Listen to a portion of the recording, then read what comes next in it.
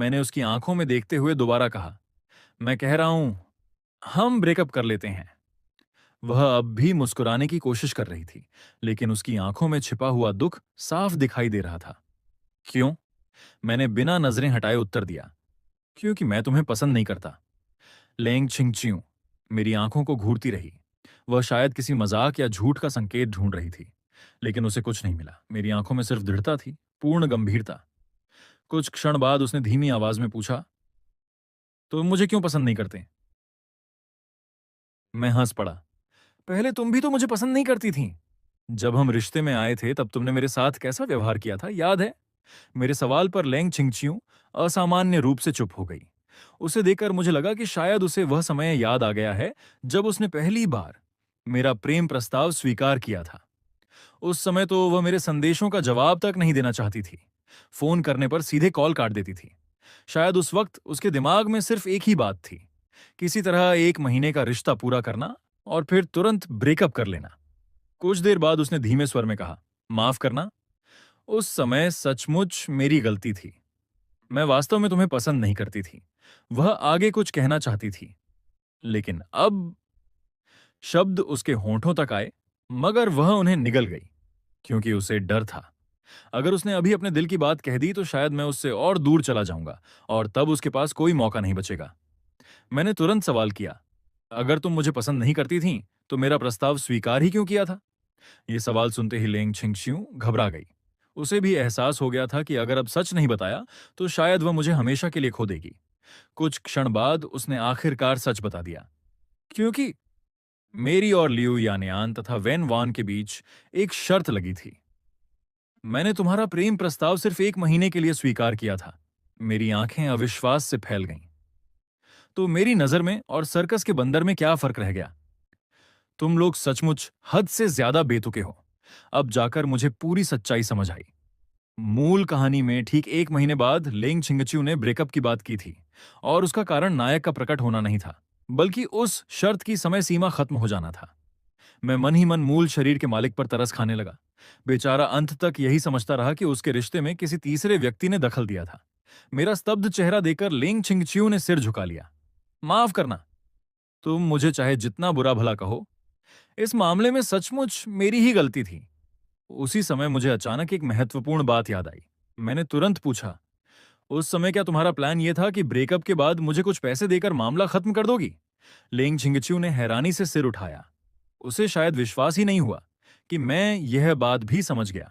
कुछ देर बाद उसने स्वीकार कर लिया, हाँ, मैंने ऐसा ही सोचा था, लेकिन अब मुझे समझ आ गया है कि भावनाओं की भरपाई पैसों से नहीं की जा सकती। मैं सचमुच बहुत गलत थी, लेकिन मैं उसकी भावुक बातों से प्रभावित नहीं हुआ।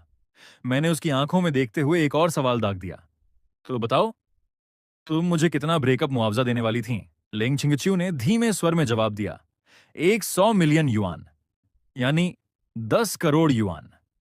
यह रकम सुनकर मेरा दिल जोर से धड़क उठा। सचमुच लेंग परिवार की यह महिला सीईओ पैसे खर्च करने में किसी से कम नहीं थी, लेकिन मैं खुद को संभाल गया। मैं पैसों के लालच में नहीं आने वाला था। मैंने ठंडे स्वर में कहा, चूंकि उस शर्त का समय बहुत पहले खत्म हो चुका है, तो चलो ब्रेकअप कर लेते हैं। लेकिन तभी लेंग छिंगच्यू ने मेरी आंखों में सीधे देखते हुए कहा, नहीं, मैं सहमत नहीं हूं। मैंने उसकी तरफ देखा। उसकी आंखों में पहली बार विनम्रता और प्रार्थना दिखाई दे रही थी। क्या तुम मुझे आखिरी मौका नहीं दे सकते? मैंने बिना झिझक उत्तर दिया, नहीं, ब्रेकअप के लिए तुम्हारी सहमति की जरूरत नहीं है। मैं सिर्फ तुम्हें सूचना दे रहा हूं। इतना कहकर मैं खड़ा हुआ और बिना पीछे देखे बाहर निकल गया। लैंग छिंगच्यू वहीं बैठी रह गई। वह मेरी दूर जाती हुई पीठ को देखती रही। उसकी आंखों में गहरा पछतावा भर चुका था। शायद वह मन ही मन सोच रही थी, काश उस समय वह मूर्खतापूर्ण शर्त कभी लगी ही ना होती। उस रात पीटी बार के निजी कमरे में लिंग छिंगच्यू अकेली अंधेरे सोफे के कोने में बैठी थी। टेबल पर खाली शराब की बोतलें बिखरी पड़ी थीं। तभी दरवाजा खुला। एक मध्यम आयु की महिला मुस्कुराते हुए अंदर आई। प्रेसिडेंट लेंग, क्या संयोग है, आज यहां आपसे मुलाकात हो गई। बाहर निकलो। लेंग छिंगच्यू ने सिर तक नहीं उठाया। उसकी ठंडी आवाज सुनते ही महिला ठिठक गई। वह जल्दी जल्दी माफी मांगकर बाहर निकल गई। बाकी लोगों से भी कह दो, मुझे परेशान न करें। यह आज रात तीसरा व्यक्ति था जो उससे संबंध बनाने की कोशिश में आया था। बाहर गलियारे में कई लोग शराब के गिलास लेकर खड़े थे।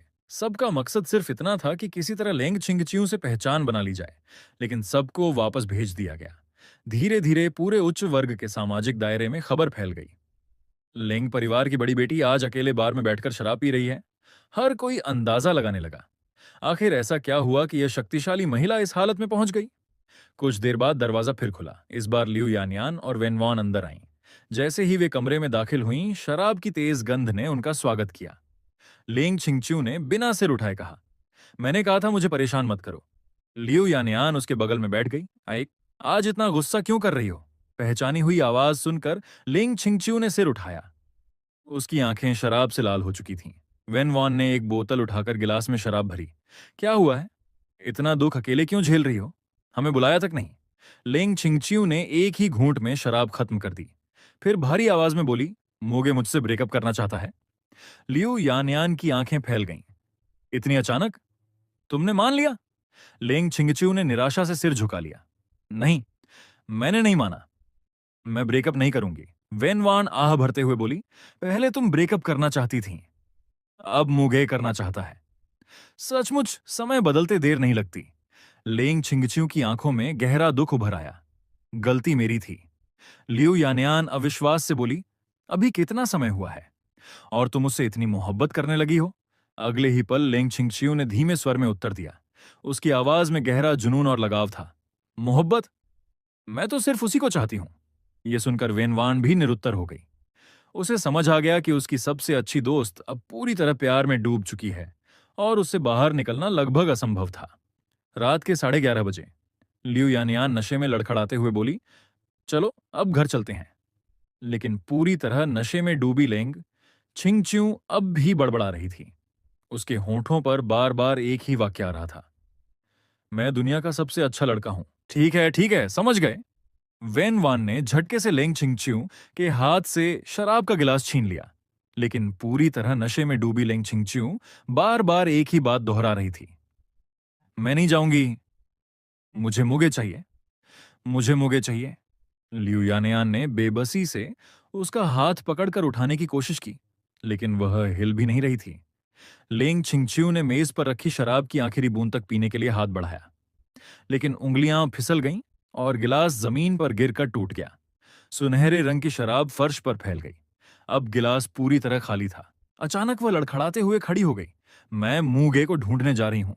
दीवार का सहारा लेकर वह डगमगाते कदमों से बाहर निकलने लगी, लेकिन कुछ ही कदम चलकर उसे चक्कर आ गया और वह गलियारे में रखी नरम कुर्सी पर धड़ाम से गिर पड़ी। पास से गुजर रहे एक वेटर की घिघी बंध गई। वह तुरंत दौड़कर आया, मिस लैंग, मिस लैंग, आप ठीक हैं? लेकिन लेंग छिंगच्यू अब भी बड़बड़ा रही थी। मुझे मुगे चाहिए। वेटर तुरंत समझ गया। उसने सुझाव दिया कि किसी परिचित को बुलाकर उन्हें घर भेज दिया जाए। हैरानी की बात यह थी कि इतनी ज्यादा नशे में होने के बावजूद लेंग छिंगच्यू को केवल दो चीजें साफ साफ याद थीं, मेरा नाम और मेरा फोन नंबर। वेटर ने तुरंत मुझे फोन किया। हेलो, क्या आप मिस्टर मुगे हैं? मिस लैंग पीटी बार में बहुत ज्यादा नशे में हैं। उन्हें सिर्फ आपका नाम और नंबर याद है। मैंने खिड़की के बाहर देखा। रात काफी गहरी हो चुकी थी और घड़ी लगभग 12 बजा रही थी।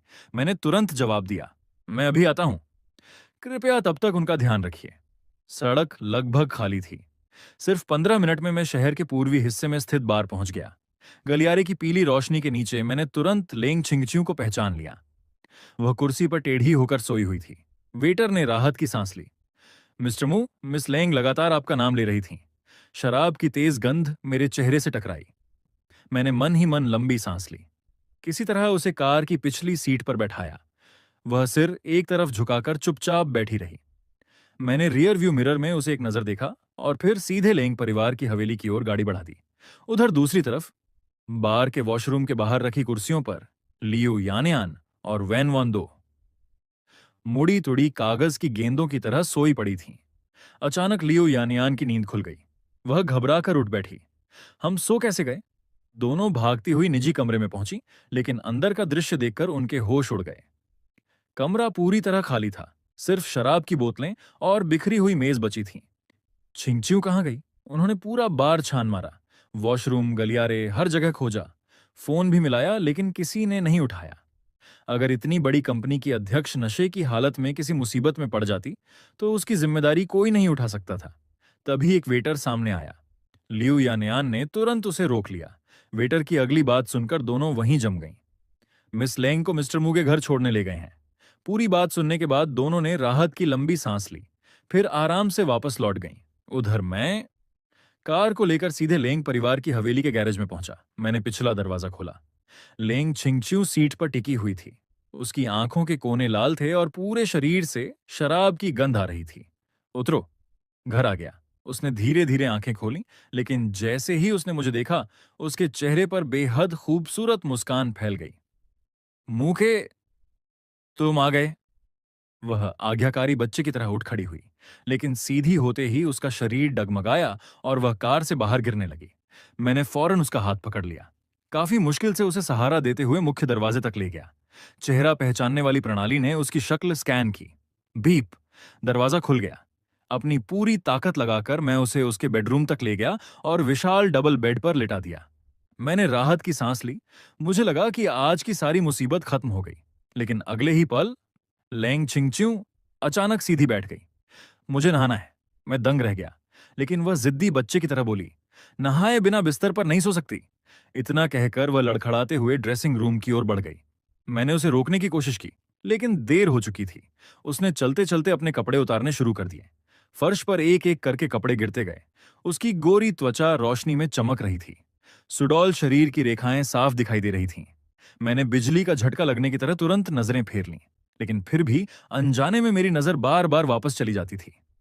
कुछ ही क्षण बाद वह ड्रेसिंग रूम से वापस निकली। उसके हाथ में सिर्फ एक बाथरोब था। मैं स्तब्ध रह गया। अब उसके शरीर पर केवल काले रंग का लेस वाला अंडरगारमेंट बचा था। उसकी आकर्षक आकृति पूरी तरह उभरकर सामने आ रही थी। मैं मन ही मन खुद को कोसने लगा, लेकिन मेरी नजरें काबू से बाहर हो चुकी थीं। दिल की धड़कनें तेज होने लगीं। दिमाग सुन्न पड़ गया। मैंने तुरंत अपना चेहरा दूसरी ओर घुमा लिया। ये तो हद हो गई। उसी समय भारी कदमों की आवाज सुनाई दी। लेंग छिंगच्यू लड़खड़ाती हुई सीधे बाथरूम की तरफ बढ़ रही थी। मैं घबरा गया। शराब पीने के तुरंत बाद नहाना खतरनाक हो सकता था। मैंने जल्दी से उसका हाथ पकड़ लिया। नहीं, तुमने इतनी शराब पी है, अभी नहाना बिल्कुल नहीं। मेरा हाथ पकड़ते ही उसका शरीर हल्का सा डगमगाया। फिर उसने सिर उठाया। उसकी आंखें धुंधली थीं, चेहरे पर हल्की मुस्कान थी। वह मुझे देखते हुए धीरे से बोली, मूंगे, क्या मैं सपना देख रही हूं? मैं इस शराबी लड़की से बहस करने के मूड में बिल्कुल नहीं था। मैंने सीधे उसके हाथ से बाथरोब छीनने की कोशिश की, लेकिन सामने खड़ी लेंग छिंगच्यू इस समय बिल्कुल जिद्दी बच्चे जैसी हो गई थी। उसकी धुंधली आंखों में सिर्फ एक ही जिद थी, उसे नहाना ही है। अच्छी बच्ची बनो, मेरी बात सुनो। कल चादर बदल देंगे, अभी सो जाओ। मुझे खुद भी उम्मीद नहीं थी कि सिर्फ अच्छी बच्ची जैसा शब्द सुनते ही उसके हाथ की पकड़ ढीली पड़ जाएगी। मैंने मौका देखकर बाथरोब उसके हाथ से निकाल लिया, लेकिन वह अब भी भौहें सिकोड़कर खुद को गंदा समझ रही थी। आखिरकार मुझे समझौता करना पड़ा। मैंने उसे सोफे पर बैठने का आदेश दिया और कहा कि मैं उसे साफ कर दूंगा। यह सुनकर लेंग छिंगच्यू आखिरकार चुपचाप मान गई। वह भारी शरीर के साथ सोफे में धंस गई। मैं गर्म पानी का एक टब लेकर आया। मेरा इरादा था कि वह खुद ही अपना चेहरा साफ कर ले, लेकिन वह सीधा आंखें बंद करके पीछे लेट गई, जैसे जानबूझकर सारी जिम्मेदारी मेरे ऊपर डाल रही हो। मैंने मन ही मन लंबी सांस ली, फिर मजबूरी में उसके सामने घुटनों के बल बैठ गया। जैसे ही गर्म तौलिया उसके चेहरे को छुआ, उसकी आंखें अचानक खुल गईं। वह बिना पलक झपकाए मुझे घूरने लगी। मैंने सिर झुका लिया। उससे नजरें मिलाने की हिम्मत नहीं हो रही थी। मेरा दिमाग पूरी तरह उलझ चुका था। शाम को ही तो हमारा ब्रेकअप हुआ था, और अब आधी रात को मैं उसके कमरे में बैठा उसकी देखभाल कर रहा था। तभी एक गर्म हाथ ने अचानक मेरी कलाई पकड़ ली। उसकी आवाज बेहद भारी और बैठी हुई थी। बस, अब मत करो, मैं खुद कर लूंगी। ऐसा लग रहा था मानो अगर यह सिलसिला थोड़ा और चलता रहा तो उसका बचा खुचा आत्मसंयम भी टूट जाएगा। भले ही वह सब कुछ सपना समझ रही थी, लेकिन शायद फिर भी मुझे डराना नहीं चाहती थी। मुझे जैसे माफी मिल गई। मैंने तुरंत तौलिया उसके हाथ में थमा दिया। उसके बाद वह पानी का टब उठाकर सीधे बाथरूम की ओर चली गई। जाते जाते सिर्फ इतना बोली, मैं नहाऊंगी नहीं। कुछ देर बाद जब बाथरूम का दरवाजा फिर खुला, तो उसके शरीर से शराब की गंध काफी कम हो चुकी थी। मैंने जम्हाई लेते हुए कहा, ठीक है, अब सो जाओ, मैं चलता हूं। लेकिन जैसे ही मैं मुड़ा, मेरी कलाई फिर से कसकर पकड़ ली गई। लेंग छिंगच्यू की आंखों में अविश्वास और बेचैनी थी। वह किसी भी कीमत पर मुझे जाने नहीं देना चाहती थी। मैं परेशान होकर बोला, यह सपना नहीं है। लेकिन वह मेरी एक भी बात सुनने को तैयार नहीं थी। मुझे बेवकूफ मत बनाओ। असल जिंदगी वाला तुम मेरे लिए ऐसा कभी नहीं करोगे। तुम मेरे शरीर को साफ नहीं करोगे। इतना कहते ही उसने अचानक मुझे अपनी तरफ खींच लिया। मैं पूरी तरह तैयार नहीं था। संतुलन बिगड़ा और मैं पीछे की ओर गिर पड़ा। अगले ही पल मैं मुलायम बिस्तर पर था। मैं घबरा गया और खुद को छुड़ाने की कोशिश करने लगा। लेकिन लेंग छिंगच्यू ने मुझे कसकर रोक लिया। उसकी आवाज पहले से कहीं ज्यादा नरम थी। डरो मत, चाहे सपना ही क्यों ना हो, मैं तुम्हें नुकसान नहीं पहुंचाऊंगी। मैंने पूरी ताकत से उसे हटाने की कोशिश की, लेकिन उसे चोट पहुंचाने की हिम्मत नहीं हुई। मेरे लिए यह रोकने की कोशिश थी, लेकिन उसकी नजर में शायद यह बहुत कमजोर प्रतिरोध था। वह हल्के से मुस्कुरा दी। फिर उसने मेरा सिर पकड़कर मुझे मजबूती से रोके रखा। उसकी सांसें पहले से भारी हो चुकी थीं।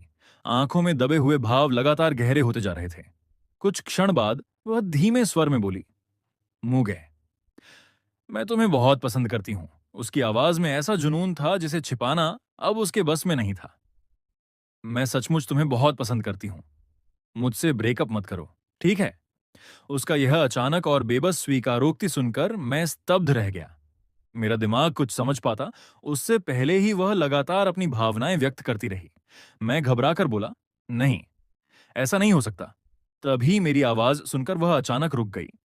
मैंने गुस्से और उलझन में उससे पूछा, लेंग छिंगच्यू, क्या तुम्हारा प्यार इसी तरह दिखता है? मेरे शब्द सुनते ही उसका सारा उग्र व्यवहार अचानक थम गया। कुछ सेकंड तक वह बिल्कुल चुप रही। फिर उसने सिर उठाकर मेरी ओर देखा। उसकी आंखों में उलझन थी, मानो उसे एहसास हो गया हो कि यह वैसा नहीं था जैसा वह चाहती थी। आखिरकार उसने धीरे से कहा, ठीक है, मैं अब कुछ नहीं करूंगी, सो जाओ। उसने मेरे अस्त व्यस्त टी शर्ट के कॉलर को ठीक किया, फिर शांत होकर बिस्तर के दूसरी तरफ लेट गई। मैंने राहत की सांस ली। मुझे लगा आखिरकार मामला खत्म हो गया। लेकिन अगले ही पल उसने अचानक मुझे अपनी बांहों में खींच लिया। उसका शरीर अब भी गर्म था। वह उनींदी आवाज में बुदबुदाई, मुगे, मुझसे ब्रेकअप मत करो। उसकी आवाज में इतनी थकान और बेबसी थी कि मैं कुछ कह ही नहीं पाया। मैंने 2-3 बार खुद को छुड़ाने की कोशिश की, लेकिन कोई फायदा नहीं हुआ। आखिरकार मैंने हार मान ली। मैंने सोचा, एक नशे में धुत इंसान से बहस करना बेकार है। सुबह होश आने पर हिसाब बराबर करूंगा। मैंने आंखें बंद कर लीं और चुपचाप लेट गया। मुझे शांत देखकर लेंग छिंगच्यू के मन में जैसे अपार संतोष भर गया। उसने धीरे से कमरे की मुख्य लाइट बंद की, फिर मुझे और कसकर अपनी बाहों में भर लिया। कुछ ही देर बाद वह गहरी नींद में सो गई। समय बीतता गया। सुबह की पहली हल्की किरणों ने रात के अंधेरे को चीरना शुरू किया। लेंग छिंगच्यू की पलकों में हल्की हरकत हुई। उसकी चेतना धीरे धीरे लौटने लगी। तभी उसे एक साफ सुथरी पुरुषों जैसी खुशबू महसूस हुई। बिना सोचे समझे उसने अपनी बाहें और कस लीं। वह सामने वाले व्यक्ति को और मजबूती से अपने पास खींचने लगी, यहां तक कि अनजाने में अपना चेहरा भी उससे रगड़ दिया। अगले ही पल उसकी उंगलियों को वास्तविक शरीर की गर्माहट और मजबूत मांसपेशियों का एहसास हुआ। उसका दिमाग एकदम साफ हो गया। लेंग छिंगच्यू ने अचानक आंखें पूरी खोल दी। उधर लेंग छिंगच्यू की बाहों में सचमुच मैं ही था।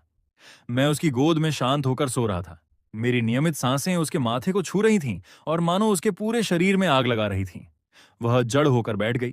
फिर उसने नीचे देखा और पाया कि उसका हाथ मेरी कमर के पीछे कसकर रखा हुआ था। 3 सेकंड तक उसका दिमाग पूरी तरह खाली हो गया। फिर अचानक खुशी और घबराहट एक साथ उमड़ पड़ी।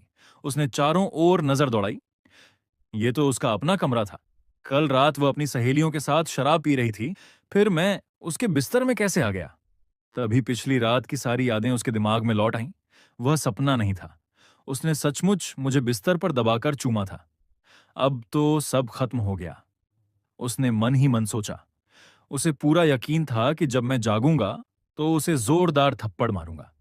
लेकिन फिर उसने मेरे शांत सोते हुए चेहरे को देखा। अगर इस थोड़ी सी नजदीकी के बदले थप्पड़ भी खाना पड़े तो उसे मंजूर था। मेरे चेहरे पर हल्की लालिमा थी। मेरी एक टांग उसके पैरों पर रखी हुई थी। जितना ज्यादा वह मुझे देखती उतनी ही बेचैन होती जाती। उसके मन में ख्याल आया, काश हर सुबह ऐसे ही उसकी सूरत देखकर जाग पाती। वह झुककर मेरे माथे पर हल्का सा चुंबन दे गई, फिर बहुत सावधानी से मेरी टांग हटाई और खुद को छुड़ाया। काफी देर तक गहरी सांसें लेने के बाद ही वह बिस्तर से उठ पाई, लेकिन जैसे ही खड़ी हुई, उसके शरीर में फिर से बेचैनी की लहर दौड़ गई। उसने दांत भींच लिए। सुबह उठते ही अपने पसंदीदा आदमी को बांधों में पाए तो कोई भी औरत पागल हो सकती थी, लेकिन वह कुछ कर नहीं सकती थी। गाली बड़बड़ाते हुए वह जल्दी से बाथरूम की ओर चली गई। दूसरी ओर मैं गहरी नींद सोता रहा। जब मेरी आंख खुली तो सामने अनजान छत देखकर मैं घबरा गया। फिर रात की सारी घटनाएं याद आने लगीं। मुझे याद आया कि मैं अभी भी लेंग छिंगचियों के घर पर हूं। कमरा खाली था, वह कहीं जा चुकी थी। मैंने जल्दी से अपनी शर्ट का कॉलर खींचकर देखा। सीने पर कोई संदिग्ध निशान नहीं था। तब जाकर मैंने राहत की सांस ली, लेकिन तभी मेरे दिमाग में उसकी पिछली रात की आवाज गूंज उठी, मुंह गए, मैं तुमसे प्यार करती हूं। उसकी गर्म सांसें और होंठों का स्पर्श जैसे अभी भी महसूस हो रहा था। कहते हैं शराब पीने के बाद इंसान सच बोलता है, तो क्या सचमुच उसे मुझसे प्यार हो गया था, मैंने सोचा।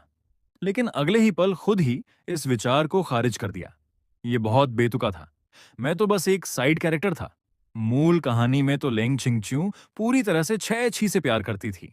ऐसे में उसकी पूरी प्रेम कहानी मेरे कारण कैसे बदल सकती थी, जब तक कि मूल उपन्यास में आगे कोई बहुत बड़ा ट्विस्ट ना हो। बहुत देर सोचने के बाद भी कुछ समझ नहीं आया। आखिरकार मैंने बिस्तर छोड़ा और नीचे उतरने लगा। जैसे ही सीढ़ियों के मोड़ पर पहुंचा, ताजे मक्खन, ब्रेड और गर्म दूध की खुशबू मेरी नाक में भर गई। मेरा खाली पेट तुरंत विरोध करने लगा। मैं खुशबू का पीछा करते हुए रसोई तक पहुंचा। रसोई में जो दृश्य था उसे देखकर मैं कुछ पल के लिए ठिठक गया। वही ठंडी और सख्त स्वभाव वाली महिला सीओ लेंग छिंगचू आज घर की साधारण नाइट ड्रेस पहने खड़ी थी। उसके लंबे बाल खुले हुए थे। अभी अभी ओवन से निकली सुनहरी ब्रेड मेज पर रखी थी। वह दूध गर्म कर रही थी। इस समय उसमें किसी बिजनेस साम्राज्य की कठोर मालिक की झलक तक नहीं थी। वह बिल्कुल एक घरेलू सौम्य लड़की जैसी लग रही थी। मैं उसकी पीठ को देखता रह गया। अनजाने में मेरा दिल जोर से धड़क उठा। उसी समय वह अचानक मुड़ी। हमारी नजरें मिलीं और उसके चेहरे पर एक बेहद सच्ची और चमकदार मुस्कान खिल गई। उस मुस्कान में कोई बनावट नहीं थी। मैं वहीं स्तब्ध रह गया। कल रात तक मैं उससे हिसाब बराबर करने की सोच रहा था, लेकिन इस समय मेरे भीतर का गुस्सा जाने कहां गायब हो गया। वहां खड़े क्या हो, आओ नाश्ता कर लो। उसने स्वाभाविक ढंग से कुर्सी खींच दी। मैं भारी मन से जाकर बैठ गया। कुछ ही देर में मेरे सामने गर्म दूध और मक्खन लगी ब्रेड रख दी गई। तभी मुझे याद आया, मैंने कहा, मैंने अभी तक ब्रश भी नहीं किया। वो तुरंत उठ खड़ी हुई। अलमारी से नया टूथब्रश और डिस्पोजेबल कप निकालकर मेरे हाथ में थमा दिया। 10 मिनट बाद मैं वापस आकर खाने बैठ गया। ब्रेड बाहर से कुरकुरी और अंदर से मुलायम थी। मक्खन की खुशबू लाजवाब थी। मैं बड़े चाव से खाने लगा। सामने बैठी लेंग छिंगचिू ने तो अपना मोबाइल तक देखना बंद कर दिया। वो बस मुझे देखती रही। उसकी आंखों में मुस्कान छिपाई नहीं छिप रही थी। उसे लग रहा था कि मैं इस समय बेहद प्यारा लग रहा हूं। तभी मैंने दूध का एक बड़ा घूंट लिया। मेरे होठों पर दूध की सफेद झाग लग गई। मैंने अनजाने में जीभ निकालकर उसे चाट लिया और उसी क्षण लेंग छिंगच्यू का पूरा आत्मसंयम टूटने लगा। उसकी नजरें मेरे होंठों पर टिक गईं। उसकी आंखों में अचानक एक खतरनाक चमक उभर आई और वो मेरी ओर देखने लगी, जैसे खुद को रोकने की आखिरी कोशिश कर रही हो। मेरे सामने बैठी लेंग छिंगच्यू अचानक तेजी से सांस लेने लगी। उसने सूखे गले से एक लंबी सांस भरी। मैं तो बस दूध पी रहा था, लेकिन उसके दिमाग में पिछली रात की सारी रोमांटिक यादें घूमने लगीं। अचानक वह कुर्सी पीछे खिसकाकर खड़ी हो गई। मैं खा चुकी हूं, तुम आराम से खाओ। कुर्सी के फर्श से रगड़ खाने की तेज आवाज हुई और वह खाली प्लेट उठाकर ऐसे भागी जैसे कोई भूत देख लिया हो। मैं मुंह में ब्रेड दबाए उसे हैरानी से देखता रह गया। कुछ देर बाद मैं भी नाश्ता खत्म करके ड्राइंग रूम में पहुंचा। लेंग छिंगच्यू हाथ में पानी का गिलास लिए खोई खोई सी खड़ी थी। मैंने कहा, मैं घर जा रहा हूं। उसने तुरंत गिलास नीचे रखा। मैं तुम्हें छोड़ देती हूं। हम दोनों अपने अपने विचारों में खोए हुए दरवाजे तक पहुंचे। मेरी पीठ को देखते हुए उसने मुट्ठियां कस लीं और आखिरकार चुप्पी तोड़ी। मूगे, कल रात मुझे घर छोड़ने के लिए धन्यवाद। सुबह ही उसे पूरी सच्चाई पता चल चुकी थी कि मैं आधी रात को बार से उसे लेने गया था और पूरी रात उसकी देखभाल करता रहा था। मैं रुक गया और उसकी तरफ देखा। अगली बार अगर तुम फिर इतनी शराब पीकर बेहाल हुई तो मैं तुम्हारी मदद नहीं करूंगा। उसने चुपचाप सिर हिला दिया। फिर नजरें झुकाकर बोली, और कल रात जो हुआ उसके लिए माफ करना। मैं नशे में थी। मुझे लगा मैं सपना देख रही हूं, इसलिए मैंने बस मैंने तुरंत उसकी बात काट दी। कल रात की बात यहीं खत्म। मैं उसे ऐसे मानता हूं जैसे किसी कुत्ते ने काट लिया हो। ये सुनते ही लेंग छिंगचियूं वहीं जड़ हो गई। शायद उसने कभी नहीं सोचा था कि एक प्रतिष्ठित और ठंडी मिजाज महिला सीईओ मेरी नजर में कुत्ता बन जाएगी। मैंने उसकी टूटी हुई शक्ल की तरफ देखा तक नहीं और सीधे बाहर निकल गया। कुछ ही देर में मेरी कार हवेली से बाहर निकल गई। लेंग छिंगचियूं वहीं खड़ी मेरी जाती हुई कार को देखती रही। शायद मेरा यह बेरुखा रवैया उसे थप्पड़ से भी ज्यादा दर्द दे रहा था। दोपहर को मैं ऑफिस में फाइलें देख रहा था कि अचानक फोन पर मैसेज आया। जैसे ही मैंने बैंक संदेश खोला, मेरी आंखें फैल गईं। पूरे 10 करोड़ युआन। लेंग छिंगचियू ने सीधे मेरी निजी बैंक खाते में इतनी बड़ी रकम ट्रांसफर कर दी थी। मैंने तुरंत वीचैट खोला। इस ट्रांसफर का क्या मतलब है? उसका जवाब तुरंत आ गया। उस बेवकूफी भरी शर्त के लिए मैं दोषी हूं। यह पैसा तुम्हें लेना ही होगा, लेकिन यह ब्रेकअप फीस नहीं है, सिर्फ मुआवजा है। मैं कुछ देर स्क्रीन देखता रहा, फिर बिना हिचकिचाए वह पूरी रकम अपनी कंपनी के खाते में ट्रांसफर कर दी। कंपनी की हालत पहले से खराब थी, इसलिए यह पैसा किसी वरदान से कम नहीं था। 2 घंटे बाद मेरा फोन फिर लगातार बजने लगा। लेंग छिंगचियों के संदेश स्क्रीन पर उभर रहे थे। रिश्ता शुरू करने के लिए दोनों लोगों की सहमति चाहिए, तो फिर ब्रेकअप का फैसला तुम अकेले कैसे कर सकते हो? मैं ब्रेकअप स्वीकार नहीं करती। मैं लंबे समय तक उस संदेश को देखता रहा।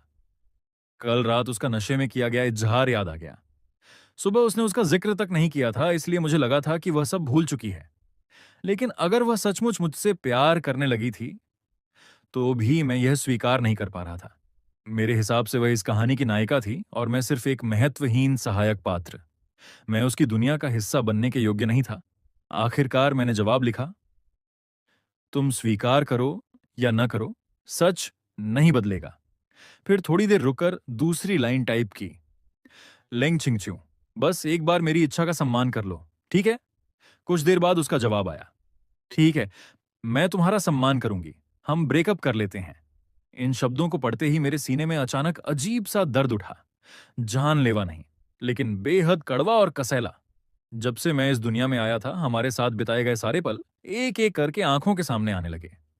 इस अजनबी दुनिया में वह वही इंसान थी जिसके साथ मैंने सबसे ज्यादा समय बिताया था। यहां तक कि सुबह रसोई में उसका मुस्कुराते हुए मुड़कर देखना भी अभी तक मेरी यादों में ताजा था। मैंने गहरी सांस ली और फोन उल्टा करके मेज पर रख दिया। सब खत्म हो गया, मैंने खुद से कहा। नायिका को आखिरकार अपनी असली कहानी में लौटना था और मुझे भी अपनी नई जिंदगी की ओर बढ़ना था। शाम को ऑफिस से निकलते समय मुझे अचानक कुछ याद आया। मैंने तुरंत उसे संदेश भेजा, क्या कल तुम्हारे पास समय है? मैं तुम्हारी दादी का कंगन वापस करना चाहता हूं। लेकिन उसका जवाब बेहद सख्त था, कंगन तुम खुद जाकर दादी को लौटाओ। मैंने भौहें सिकोड़ ली, क्या तुम मेरी तरफ से नहीं दे सकती? नहीं। उसके दो टूक जवाब के सामने मुझे हार माननी पड़ी। ठीक है, मैं खुद दे दूंगा। तभी उसने एक और बात कही, कुछ दिनों बाद दादी का जन्मदिन है, वह तुम्हें जरूर बुलाएंगी, तब लौटा देना। मैंने सिर्फ ठीक है लिखा। फिर पूछा, क्या तुमने दादी को हमारे ब्रेकअप के बारे में बता दिया? नहीं, समय के साथ उन्हें खुद समझ आ जाएगा। उसके इस टाल मटोल वाले रवैये पर मैंने और बहस करना उचित नहीं समझा। जब मैं घर पहुंचा तो देखा कि पिता मु चांगहोंग सोफे पर बैठकर मजे से कार्टून देख रहे थे। मैं उनके पास जाकर बैठ गया। उन्होंने मुस्कुराकर पूछा, आज छिंगचू के साथ डेट पर नहीं गए? मैंने होंठ भींच लिए। काफी देर तक चुप रहने के बाद आखिरकार साहस जुटाकर कहा, पापा, मेरा और लेंग छिंगचू का ब्रेकअप हो गया है। जैसे ही ये बात उसके मुंह से निकली, मुंह चांगाहों के चेहरे की मुस्कान पल भर में गायब हो गई। अचानक ब्रेकअप कैसे हो गया? शर्त वाली वह बेहुदा बात बड़ों को बताई नहीं जा सकती थी, इसलिए मैंने मजबूरी में झूठ बोल दिया। हम दोनों का स्वभाव बिल्कुल नहीं मिलता था, इसलिए अलग हो गए। कमरे में लंबी खामोशी छा गई। कुछ देर बाद मुंह चांगाहोंग ने गहरी सांस ली। छोड़ो, अगर स्वभाव नहीं मिलता तो जबरदस्ती साथ रहने का भी कोई मतलब नहीं। अलग हो गए तो हो गए। मैंने हैरानी से उनकी ओर देखा। मुझे उम्मीद नहीं थी कि पिता मुझे डांटेंगे भी नहीं और इतनी आसानी से इस सच्चाई को स्वीकार कर लेंगे। पापा, धन्यवाद। वह हल्के से मुस्कुराए। धन्यवाद किस बात का? तुम मेरे बेटे हो। तुम जो भी फैसला करोगे, तुम्हारा पिता हमेशा तुम्हारा साथ देगा। उनकी बात सुनकर मेरी आंखें नम हो गईं। मूल मालिक के पास इतना अच्छा पिता था और मुझे भी ऐसा पिता मिल गया। यह ट्रांस माइग्रेशन सच में फायदे का सौदा साबित हुआ। 2 दिन बाद अचानक दादी लेंग का फोन आया, मुझे, परसों मेरा जन्मदिन है, जरूर आना। मैंने तुरंत हाँ कर दी।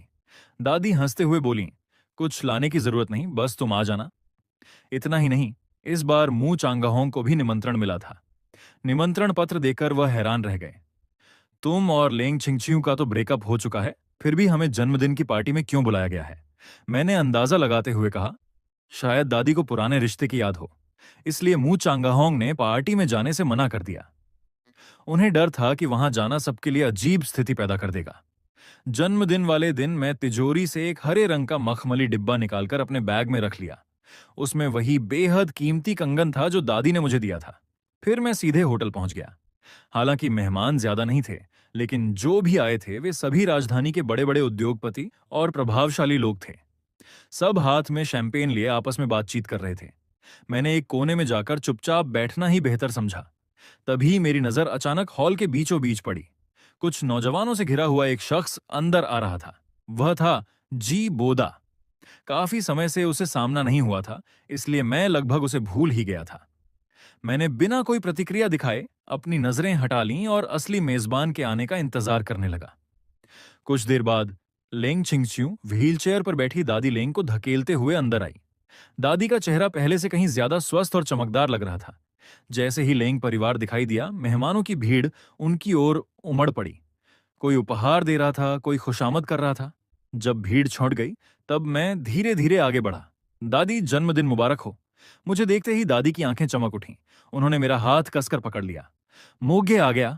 मैंने उन्हें एक छोटा सा गिफ्ट बॉक्स दिया। दादी ने तुरंत खोलकर देखा। अंदर मोतियों की एक सुंदर जोड़ी बालियां रखी थीं। वह खुशी से खिल उठीं। आओ, मेरे लिए पहनाओ इन्हें। मैंने मुस्कुराते हुए उनके कानों में बालियां पहना दी। दादी ने सिर घुमाकर पीछे खड़ी लेंग छिंगच्यू से पूछा, कैसी लग रही हैं? लेंग छिंगच्यू की नजर मुश्किल से मुझसे हट पाई। उसने धीमे स्वर में कहा, बहुत सुंदर। यह दृश्य देखकर आसपास खड़े लोग दंग रह गए। अभी कुछ देर पहले तक लोगों के दिए हुए महंगे उपहार दादी ने बिना देखे ही नौकरों को पकड़ा दिए थे, लेकिन मेरी दी हुई साधारण सी बालियां उन्होंने तुरंत पहन लीं। यह साफ दिखा रहा था कि वह मुझे कितना महत्व देती हैं। उस पल से हॉल में मौजूद हर व्यक्ति मन ही मन मेरे परिवार की हैसियत का नया हिसाब लगाने लगा। लेकिन भीड़ में छिपी जी बोदा का चेहरा गुस्से से तमतमा उठा। उसके नाखून हथेली में धंस गए। उसका महंगा उपहार तो दादी ने एक नजर तक नहीं देखा था, और अब मेरे आते ही दादी का सारा स्नेह मुझ पर बरस रहा था। जी बोदा ईर्ष्या से जल उठी। उसकी नजरें मेरी तरफ झर उगल रही थीं। उसकी नजर में मैं सिर्फ एक साधारण लड़का था। उसे समझ नहीं आ रहा था कि लेंग परिवार मुझे इतनी अहमियत क्यों दे रहा है। पहले लेंग छिंगच्यू मेरी प्रेमिका बनी, और अब दादी लेंग भी मुझे अपने परिवार का सदस्य मानने लगी थी। ये बात वह बिल्कुल बर्दाश्त नहीं कर पा रही थी। उसने मन ही मन कसम खाई कि वह सबके सामने मेरी असलियत उजागर करके रहेगी। उसी समय हॉल की रोशनी अचानक बंद हो गई। हल्का सा वॉल्ट्ज संगीत गूंज उठा। बहुप्रतीक्षित डांस सेरेमनी शुरू हो चुकी थी। असल में उद्घाटन नृत्य के लिए पहले से जी बोदा का नाम तय था, लेकिन तभी किसी ने पीछे से अचानक मुझे जोर से धक्का दे दिया। अगले ही पल मैं सीधे हॉल के बीचों बीच जा पहुंचा। मैं स्तब्ध खड़ा रह गया, और उसी समय चारों ओर मौजूद मेहमानों की नजरें एक साथ मेरी ओर मुड़ गईं। अचानक भीड़ में व्यंग्य और तानों से भरी हंसी गूंज उठी। उन लोगों की नजरों में मैं बस एक नए अमीर आदमी का बेटा था, जो ऊंचे समाज में घुसने की कोशिश कर रहा था। उसी समय दादी लेंग ने बिना किसी हिचकिचाहट के कहा, छिंगच्यू, जल्दी जाओ और शाओगे के साथ डांस करो। असल में किसी के कहने की जरूरत ही नहीं थी। लेंग छिंगच्यू की तपती हुई निगाहें बहुत पहले से मुझ पर टिकी हुई थीं। वह से हल्की मुस्कान के साथ अपनी लंबी टांगों से चलते हुए मेरे सामने आकर रुकी। उसने अपनी ड्रेस का किनारा हल्के से उठाया और अपना दाहिना हाथ मेरी ओर बढ़ा दिया। मिस्टर लू, क्या आप मेरे साथ एक डांस करेंगे? उसकी ठंडी लेकिन मोहक आवाज ने पूरे हॉल में हलचल मचा दी। कोने में बैठे तमाशबीन लोग तो खुशी से पागल हो उठे। सब जानते थे कि लेंग छिंगच्यू हमेशा एक रानी जैसी आभा बिखेरती थी। मैंने उसकी सितारों से चमकती आंखों की ओर देखा और धीरे से अपना हाथ उसकी हथेली पर रख दिया। उसने तुरंत मेरी उंगलियों को कसकर थाम लिया। उसकी हथेली की गर्माहट मेरे पूरे शरीर में फैल गई। अगले ही पल चारों ओर से कान फोड़ देने वाली तालियां और जयकारे गूंज उठे। व्हील चेयर पर बैठी दादी लेंग इतनी खुश थीं कि उनके चेहरे की मुस्कान रुक ही नहीं रही थी। लेकिन उनके पीछे खड़ी सोंग छिंग के चेहरे पर चिंता साफ दिखाई दे रही थी। वह लगातार डांस फ्लोर की ओर देख रही थी। उसे डर था कि मैं जैसा गंवार लड़का कहीं उसकी बेटी को सबके सामने शर्मिंदा ना कर दे। उधर भीड़ में खड़ा जी बोदा गुस्से से जल रहा था। पिछले कई सालों से लेंग छिंगच्यू कभी डांस फ्लोर पर नहीं उतरी थी। पिछले साल तो उसने किसी के निमंत्रण को सबके सामने ठुकरा दिया था, लेकिन आज मेरे लिए उसने खुद हाथ बढ़ाया था। हालांकि जी बोदा ने जल्द ही अपना गुस्सा दबा लिया। उसके चेहरे पर एक जहरीली मुस्कान उभर आई। उसकी नजर में मैं एक ऐसा देहाती था जिसने जिंदगी में कभी पियानो तक नहीं छुआ। भला मुझे वॉल्ट्ज जैसा शाही नृत्य कैसे आता। वह बेसब्री से इंतजार करने लगा कि मैं लेंग छिंगचियों की हाई हील्स पर पैर रख दूं और पूरे उच्च वर्गीय समाज के सामने अपनी बेइज्जती करवा लूं। उसकी नजर में मैं सिर्फ एक खूबसूरत चेहरा था जो आज रात का सबसे बड़ा मजाक बनने वाला था। लेकिन जैसे ही वॉल्ट्स की मधुर धुन बजनी शुरू हुई, सबकी उम्मीदें टूट गईं। लेंग छिंगचियों की उंगलियां मेरी हथेली पर हल्के से फिसलीं। फिर उसका हाथ मेरी पीठ के पीछे आकर टिक गया। उसने धीरे से मेरी ओर देखा और फुसफुसाई, बस मेरे साथ चलते रहना। मैंने कुछ नहीं कहा। मेरा बायां हाथ सहजता से उसके कंधे पर टिक गया। लेंग छिंगचियों सावधानी से पहला कदम बढ़ाने ही वाली थी, मानो उसे डर हो कि मैं उसका साथ नहीं दे पाऊंगा। लेकिन अगले ही पल वह स्तब्ध रह गई। मैं उसके पीछे नहीं चला, बल्कि बिल्कुल उसके साथ कदम मिलाकर आगे बढ़ा। फिर मैंने सहजता से उसकी कमर थाम ली और उसे एक खूबसूरत छाप में घुमा दिया। लेंग छिंगचियों की आंखें आश्चर्य से फैल गईं। शायद उसने कभी नहीं सोचा था कि मुझे सचमुच नृत्य करना आता होगा, लेकिन उसे संभलने का मौका भी नहीं मिला। मेरी उंगलियां उसकी हथेली से फिसलकर सही स्थिति में पहुंच चुकी थीं। एक हल्के से इशारे के साथ पूरा नियंत्रण मेरे हाथ में आ गया। एक शानदार घूम के बाद मेरा हाथ फिर उसकी हथेली पर आकर टिक गया। उसने मुझे देखा। मेरे चेहरे पर आत्मविश्वास भरी मुस्कान थी। उसकी आंखों में दबा हुआ उत्साह और खुशी साफ दिखाई देने लगी। इसके बाद हर कदम संगीत की ताल पर बिल्कुल सटीक बैठ रहा था। मेरी लंबी टांगें आत्मविश्वास से आगे बढ़ रही थीं। मेरा शरीर किसी अंधेरी रात में घूमते हुए काले चीते की तरह सुंदर और ताकतवर लग रहा था। पूरा हॉल स्तब्ध था। कई लोग अनायास ही सांस खींच बैठे। इतनी सीधी फुटवर्क, इतना स्थिर संतुलन, सालों की ट्रेनिंग के बिना यह संभव नहीं है। कोने में खड़ा जीबोदा अपने हाथ में पकड़े शैंपेन के गिलास को इतनी ताकत से दबा रहा था कि उसकी उंगलियां सफेद पड़ गई थीं। उसके लिए यह दृश्य पूरी तरह असंभव था। वह लड़का जो पहले पार्टियों में सिर्फ कोने में खड़ा रहता था, आखिर इतनी शानदार डांसिंग कैसे कर सकता था। कुछ देर बाद संगीत समाप्त हो गया। ऊपर से रोशनी की किरणें हम पर पड़ने लगीं। मैं और लेंग छिंगचियों एक साथ रुके। हमने एक दूसरे का हाथ छोड़ा और पूरी भीड़ की ओर झुककर अभिवादन किया। तभी सामने खड़ी लियू यानियान और वेनवान की आंखें चमक उठीं। लियू यानियान ने कोहनी मारकर वेनवान को इशारा किया। अगले ही पल भीड़ के बीच से जोरदार आवाज गूंजी, एक किस। फिर पूरा हॉल शोर मचाने लगा, एक किस, एक किस। चारों ओर से वही नारा सुनाई देने लगा। मैं वहीं खड़ा रह गया। मैंने हैरानी से भीड़ की ओर देखा। तभी मुझे अचानक एक बात समझ में आई। मैं और लेंग छिंगचू तो काफी पहले अलग हो चुके थे, लेकिन लगता था कि उसने कभी किसी को इस बारे में बताया ही नहीं, यहां तक कि अपनी सबसे करीबी सहेलियों को भी नहीं। जब उसने देखा कि मैं असहज हो रहा हूं, तो उसने तुरंत लियू यानियान और वेनवान को आंखों से इशारा किया। लेकिन दोनों ने एक दूसरे की तरफ देखा और भी शरारती मुस्कान दिखा दी। वेनवान चिल्लाई, ठीक है, किस नहीं तो कम से कम गले तो लग सकते हो। लियू यानयान ने तुरंत उसका साथ दिया। भीड़ फिर से उछल पड़ी। शोर लगातार बढ़ता जा रहा था, लेकिन लेंग छिंगच्यू सिर्फ बेबस होकर मुस्कुराई। फिर धीरे से मुझसे बोली, उन्हें नजरअंदाज करो, चलो यहां से चलते हैं। भीड़ अपने आप रास्ता छोड़ने लगी। मैं आगे चल रहा था और उसे ऐसे बचाकर ले जा रहा था जैसे कोई अनमोल खजाना हो। पीछे खड़ा जी बोदा गुस्से से कांप रहा था। वह चाहता था कि मैं सबके सामने शर्मिंदा हो जाऊं, लेकिन हुआ उल्टा। मैंने पूरे हॉल को चौंका दिया था और ऐसा लग रहा था जैसे लेंग छिंगच्यू का दिल भी पूरी तरह मेरी ओर खींच गया हो। तभी एक खूबसूरत समाज सेवी युवती जी बोदा के पास आई और उसे डांस के लिए आमंत्रित करने लगी। लेकिन गुस्से से भरे जी बोदा ने सबके सामने अपना गिलास जोर से फेंक दिया। उधर हॉल के दूसरे कोने में दादी लेंग ने तमाशा देखकर एक लंबी जम्हाई ली। सोंग छिंग उन्हें वापस ले जाने ही वाली थी कि परिवार के भरोसेमंद बटलर वेई आगे बढ़ाए। उन्होंने व्हील चेयर संभाल ली। दादी मुस्कुराते हुए अपनी बहू को वापस डांस करने भेजने लगीं। फिर बटलर उन्हें धीरे धीरे गेस्ट रूम की ओर ले गया। कुछ दूर चलने के बाद लेंग छिंगच्यू ने आखिर मेरा हाथ छोड़ दिया। वह धीमे स्वर में बोली, माफ करना, मुझे नहीं पता था कि वे लोग इतना हंगामा करेंगे। मैंने अभी तक किसी को हमारे ब्रेकअप के बारे में नहीं बताया है। मैंने गहरी सांस ली, फिर मन ही मन फैसला कर लिया। आज मैं दादी को वह कंगन वापस करके इस रिश्ते को पूरी तरह समाप्त कर दूंगा। लेंग छिंगचिू ने कोई विरोध नहीं किया। वह बस चुपचाप मुझे गेस्ट रूम की ओर ले गई। जैसे ही हम कमरे के बाहर पहुंचे, दरवाजे के पास बैठे बटलर वेई ने आंखें खोल दी। दो हल्की दस्तकों के बाद अंदर से दादी की हंसती हुई आवाज आई। लेंग छिंगचिू ने दरवाजा खोला और मुझे पहले अंदर जाने दिया। जब दादी ने देखा कि हम दोनों उनके दोनों ओर बैठ गए हैं, तो उनके चेहरे पर फिर से मुस्कान फैल गई। वह हंसकर बोली, तुम दोनों डांस छोड़कर मेरे पास क्या करने आ गए? मैं मुस्कुराया। काफी समय हो गया है, आपसे ठीक से बात नहीं हुई। यह सुनकर दादी और भी खुश हो गईं। उन्होंने कहा कि मैं जब चाहूं उनसे मिलने आ सकता हूं। फिर हम आराम से घरेलू बातें करने लगे। हालांकि दादी बहुत खुश थीं, फिर भी उन्होंने आह भरते हुए कहा, बस थोड़ा सा डांस देख लिया और अब शरीर थक गया लगता है। मैंने तुरंत मुस्कुराकर कहा, दादी आप बिल्कुल बूढ़ी नहीं हुई हैं। सच कहूं तो आप पहले से कहीं ज्यादा स्वस्थ और ऊर्जावान लग रही हैं। दादी ने खुद को देखा।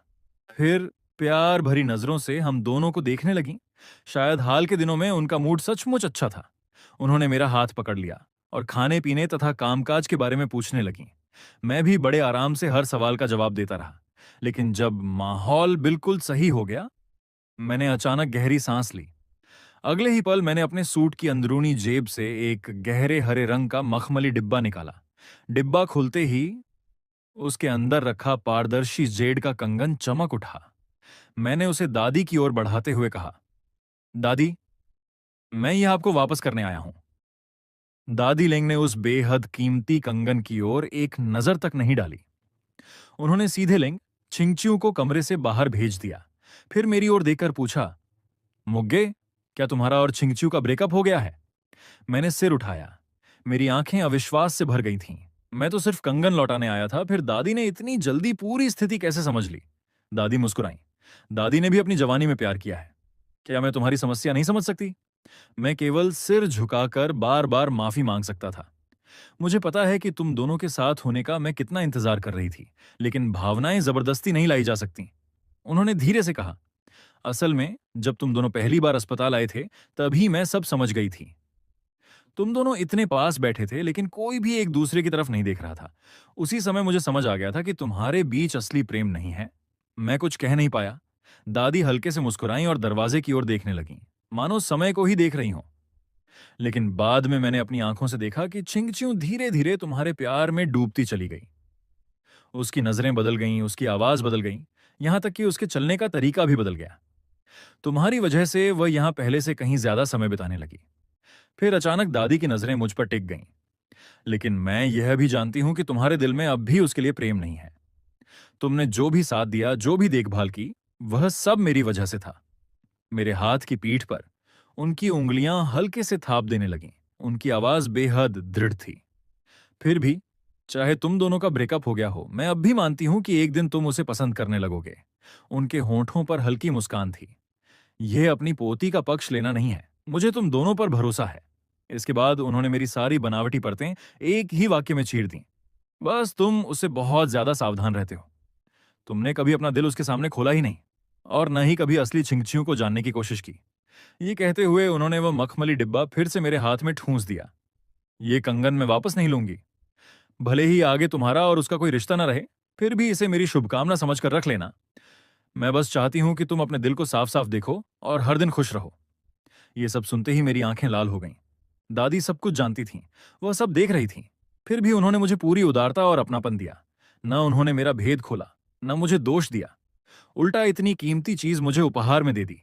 मेरे मन में मानो तूफान उठ गया, क्योंकि दादी की हर बात बिल्कुल सही थी। शुरू से अंत तक मैं छिंगचियों को एक उपन्यास में प्रवेश कर चुके व्यक्ति की सर्वज्ञ दृष्टि से देखता रहा था। इस दुनिया में आने के पहले दिन से मेरे दिमाग में सिर्फ दो शब्द थे, ब्रेकअप।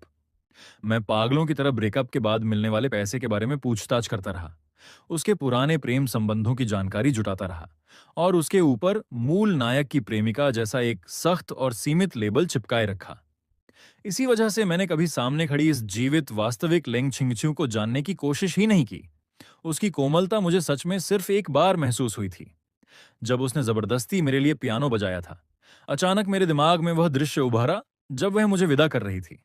वह बिल्कुल उस छोटे कुत्ते जैसी लग रही थी जिसे उसका मालिक छोड़कर चला गया हो। वीचैट पर मैंने केवल इतना कहा था, मेरे फैसले का सम्मान करो, और उसने सचमुच आज्ञाकारी होकर ब्रेकअप स्वीकार कर लिया।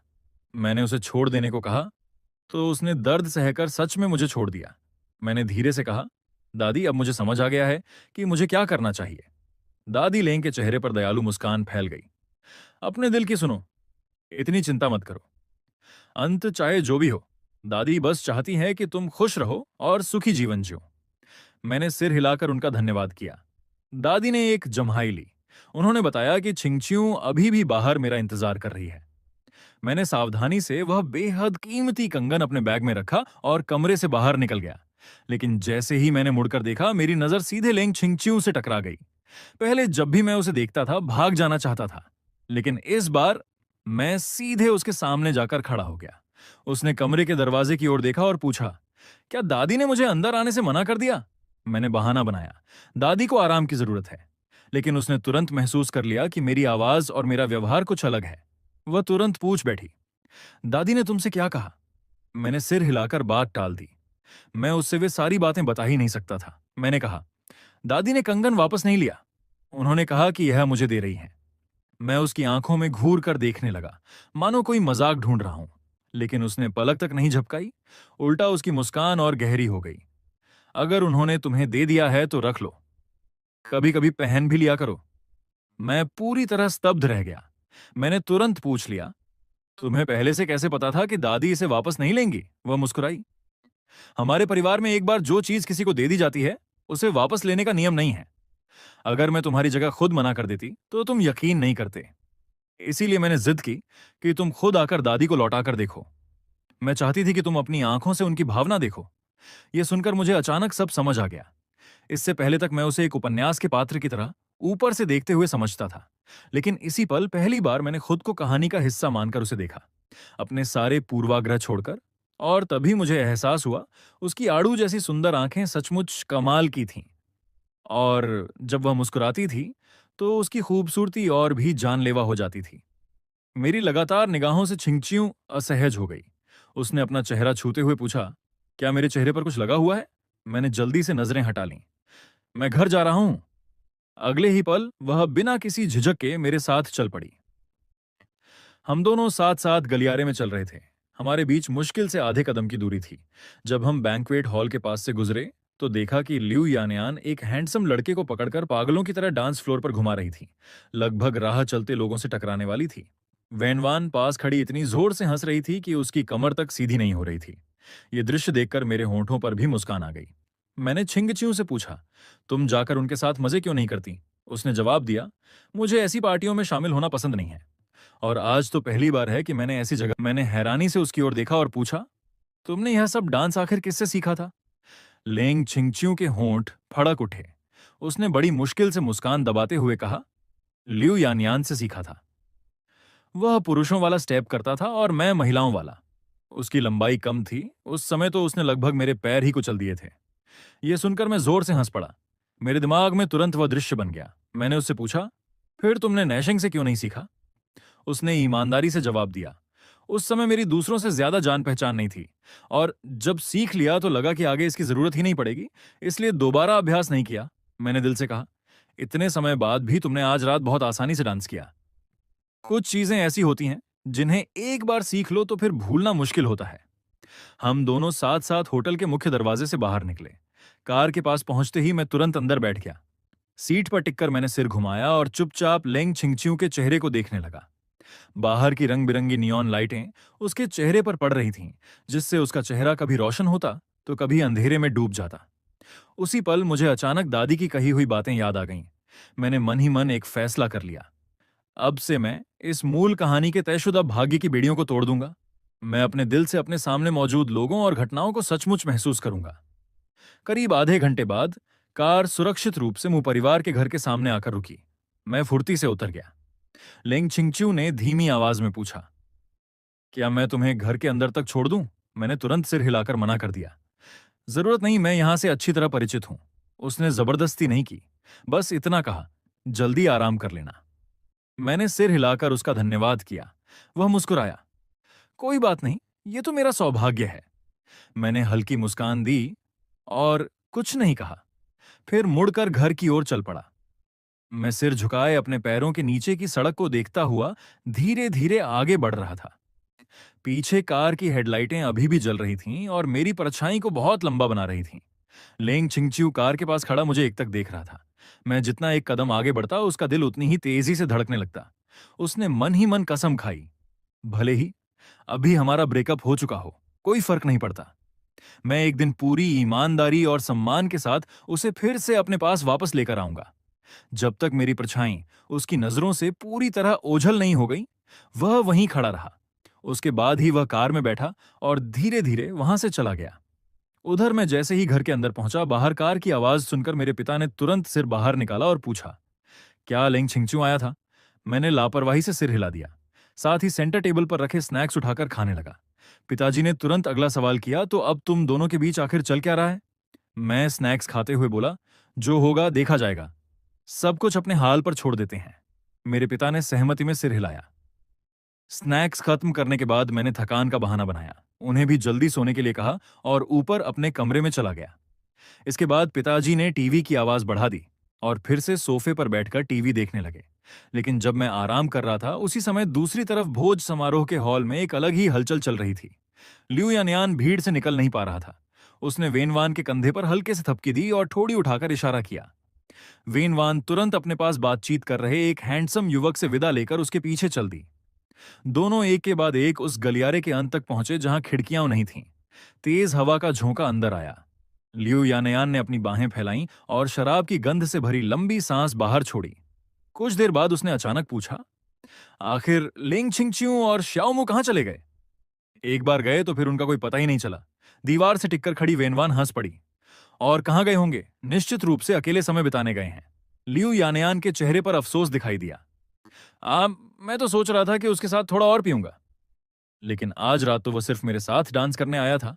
तभी अगले ही पल वेनवान ने खिड़की के बाहर देखते हुए अचानक कहा, कौन सोच सकता था कि उस समय की एक साधारण सी शर्त आखिरकार लेंग छिंगच्यू को इतना गहराई तक फंसा देगी। शर्त शब्द सुनते ही लिू यानयान हंस पड़ा। उसने तुरंत हामी भरी, बिल्कुल। शुरुआत में तो लेंग छिंगच्यू हर दिन ब्रेकअप की बात करता था और बहुत अनिच्छुक दिखाई देता था, लेकिन अब देखो, वही इंसान प्यार में पूरी तरह डूब चुका है।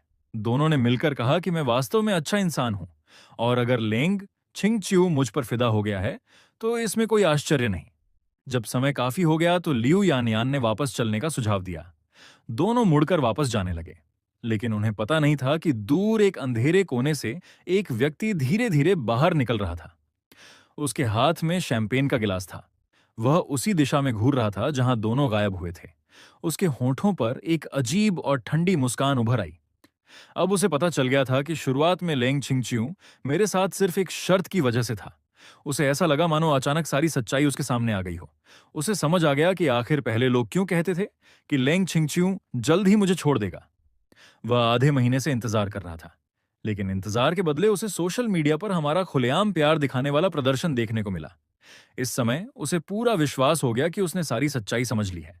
उसने तय कर लिया कि लेंग छिंगच्यू वास्तव में मुझसे प्यार नहीं करता। वह बस अभी तक उस पुरानी शर्त के प्रभाव से बाहर नहीं निकल पाया है, और उससे भी ज्यादा जहरीली सोच उसके मन में आई। उसे लगा कि मैंने अपनी बेतरतीब दाढ़ी हटाकर और साफ सुथरा सूट पहनकर लेंग छिंगच्यू को धोखा दिया है। यहां तक कि उसने यह भी सोचा कि लेंग छिंगच्यू सिर्फ मेरे आकर्षक शरीर से अस्थायी रूप से मोहित हुआ है। जब उसका मन भर जाएगा तो वह मुझे बिना किसी हिचकिचाहट के छोड़ देगा। ये सब सोचने के बाद उसका मूड तुरंत अच्छा हो गया। वह बड़े गर्व से वापस बैंक्वेट हॉल में लौट गया।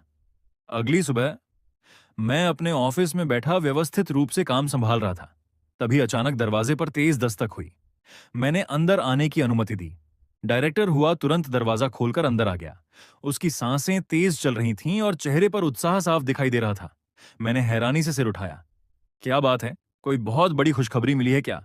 डायरेक्टर हुआ ने अपनी उत्तेजना दबाते हुए एक ऐसी बात कही जिसने मुझे पूरी तरह चौंका दिया। छोटे मुंह साहब, लेंगशी ग्रुप ने खुद हमसे संपर्क किया है। वे हमारे साथ दीर्घकालिक रणनीतिक सहयोग समझौता, लॉन्ग टर्म कून ऑपरेशन फ्रेमवर्क एग्रीमेंट साइन करना चाहते हैं।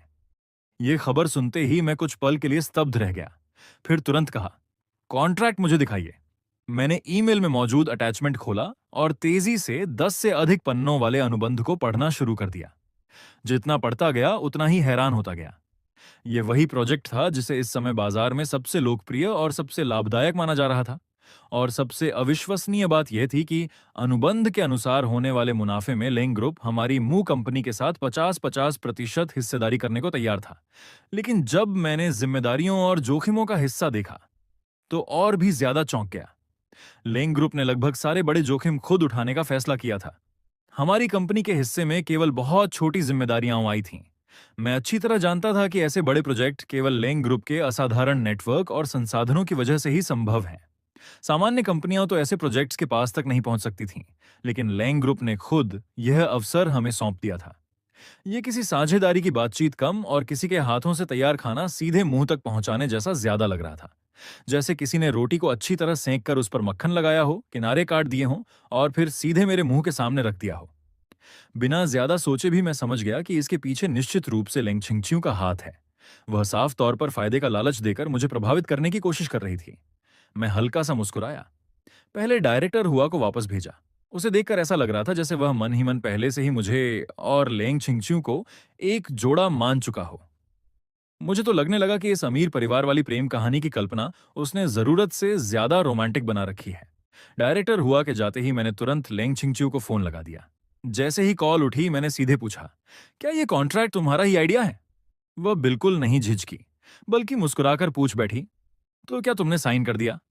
उसने यह भी बताया कि एक प्रोजेक्ट की सारी तैयारी पूरी हो चुकी है और बस मेरे हस्ताक्षर का इंतजार किया जा रहा है।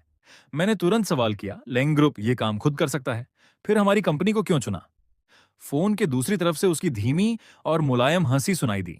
फिर उसने कहा, क्योंकि मू कंपनी में तुम हो। मैं कुछ क्षणों के लिए पूरी तरह चुप रह गया। उससे पहले कि मैं कुछ कह पाता, वह मेरी उपलब्धियां गिनाने लगी। नई ऊर्जा सामग्री की सप्लाई चेन को लेकर मेरा विश्लेषण, लागत नियंत्रण के बारे में मेरा वह सुझाव जो मैंने यूं ही दे दिया था। उसने कहा कि मेरी बातों पर उसकी टीम ने लगातार 3 दिन तक अध्ययन किया और उसके कारण उन्हें लगभग 2 महीने का समय बच गया। उसकी हर बात का मतलब एक ही था, मू कंपनी की सबसे बड़ी कीमत मैं हूं और इसी वजह से यह प्रोजेक्ट उनके लिए महत्वपूर्ण है। मैं लगभग उसकी बातों में आ गया, लेकिन फिर भी मैंने कहा, साझेदारी तो ठीक है, लेकिन मुनाफे का हिस्सा बदलना होगा। आखिर संसाधन तुम्हारे हैं, मैं 50% नहीं ले सकता। लेकिन इस बार लेंग छिंगचियों पीछे हटने को तैयार नहीं थी। उसने दृढ़ स्वर में कहा, तुम्हारी क्षमता की कीमत यही है। उसने बार बार जोर देकर कहा कि यह कोई व्यक्तिगत भावना नहीं है, यह कंपनी के वरिष्ठ अधिकारियों की सामूहिक राय है। फिर उसने थोड़ा रहस्य पैदा करते हुए कहा, जब तुम खुद इस प्रोजेक्ट को संभालोगे तब समझ जाओगे, यह प्रोजेक्ट तुम्हारे बिना नहीं चल सकता। मैंने कुछ देर सोचा, आखिरकार हामी भर दी, लेकिन साथ ही चेतावनी भी दे दी। अगर बाद में पता चला कि यह प्रोजेक्ट उतना खास नहीं है जितना तुम बता रही हो, तो मैं तुरंत एक अतिरिक्त अनुबंध साइन करवाकर अतिरिक्त पैसा वापस कर दूंगा। लेंग छिंगचियो ने लंबी आवाज में ठीक है कहा, फिर जल्दी से साइन करने के लिए मुझे उकसाने लगी। फोन कटने के बाद वह अपनी कुर्सी से टिक गई। उसके चेहरे पर संतोष और आत्मविश्वास साफ दिखाई दे रहा था, लेकिन उसके बगल में खड़ी सहायक सोंग शियाओ शियाओ मन ही मन हंसी रोक रही थी। वह अच्छी तरह जानती थी कि इस प्रोजेक्ट को ढूंढने के लिए जोमू कंपनी के लिए उपयुक्त भी हो और दान जैसा भी न लगे, लेंग छिंगचियो ने कई रातें जागकर बिताई थीं। उसकी यह प्रेम रणनीति सचमुच किसी विशेष स्तर की योजना जैसी थी। दूसरी ओर मैंने प्रिंट किया हुआ कॉन्ट्रैक्ट हाथ में लिया और शब्द दर शब्द पढ़ना शुरू किया। 1 बार, 2 बार, 3 बार, तीसरी बार पढ़ने के बाद आखिर मेरे होंठों पर मुस्कान आ ही गई। ये औरत सचमुच अपने मन की बातें छिपाने में माहिर थी। इतनी मेहनत और इतने विचार, लेकिन एक शब्द भी सीधे नहीं कहती। अगर उसकी जगह कोई कम समझदार आदमी होता तो शायद उसकी सारी मेहनत बेकार चली जाती। क्या वह चुपचाप किसी अनजान हीरो की तरह मेरे पीछे खड़ी रहना चाहती थी? इन प्रोजेक्ट्स को देखकर साफ पता चल रहा था कि वे लगभग हमारी कंपनी के लिए ही तैयार किए गए हैं। दुनिया में इतने संयोग नहीं होते।